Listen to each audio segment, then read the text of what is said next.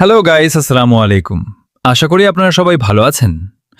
আজ আমি আপনাদের এমন একটা ভূতুরে গল্প শোনাতে যাচ্ছি যেটা শুনলে আপনাদের ভয় লাগবে। আমার নাম স্বজন। তো আমি এসএসসি ব্যাচ 2026-এর শিক্ষার্থী। দীর্ঘদিন ধরে নানুর বাসায় যাই না, 10 বছরের মতো হবে। তো আমার পরীক্ষা শেষ হওয়ার পর আমরা সিদ্ধান্ত নিলাম নানুর বাসায় যাওয়ার। আমি একটু বেশি এক্সাইটেড ছিলাম, কারণ আমি অনেক দিন ধরে নানুর বাসায় যাই না। এর পরের দিন আমরা রওনা হলাম নানুর বাসার উদ্দেশ্যে। আমরা ট্রেনে উঠলাম এবং 1 ঘন্টা পর পৌঁছে গেলাম নানুদের গ্রামে।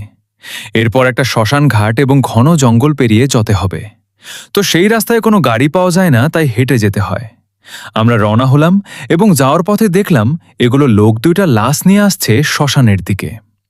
এর কিছু সময় পর নানুর বাসায় পৌঁছে গেলাম। তারপর আমি আমার রুমে গেলাম। কিছুক্ষণ পর আমার ঘরে আমার মামাতো বোন আসলো। ও সরি, ওর পরিচয় তো দেওয়াই হয়নি। ওর নাম মিম, 10ম শ্রেণীতে পড়ে।